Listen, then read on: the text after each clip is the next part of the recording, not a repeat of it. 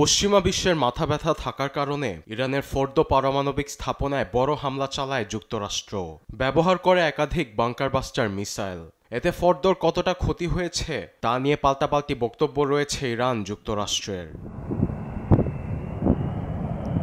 তবে ছাপিয়ে এখন আলোচনার কেন্দ্রে এসেছে ইরানের ইস্পাহান পারমাণবিক স্থাপনা।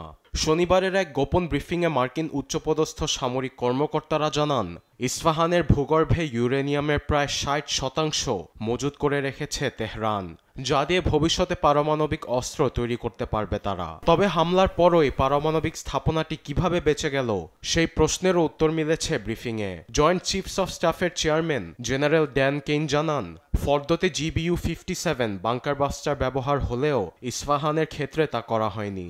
সেখানে শুধু সাবমেরিন থেকে টমাহক ক্ষেপণাস্ত্র ছোড়া হয়। জেনারেল কেইন আরও বলেন, ইস্পাহানের পারমাণবিক স্থাপনা এতটাই গভীরে যে বিধ্বংসী B-2 বোম্বারের বাংকার বাস্টার দিয়েও ধ্বংস করা সম্ভব নয়। ইরান তার ইউরেনিয়াম মজুদের বেশিরভাগ অংশ এমন জায়গায় সরিয়ে নিতে সক্ষম হয়েছে যেখানে যুক্তরাষ্ট্রের বোমা হামলা কোনো ক্ষতিই করতে পারবে না বলে স্বীকার করেন এই জেনারেল। তবে মার্কিন প্রতিরক্ষা মন্ত্রী পিট হেগসেথ বলেছেন, ইরান সমৃদ্ধ ইউরেনিয়াম অন্যত্র সরিয়ে নিয়েছে এমন কোনো গোয়েন্দা তথ্য তার জানা নেই।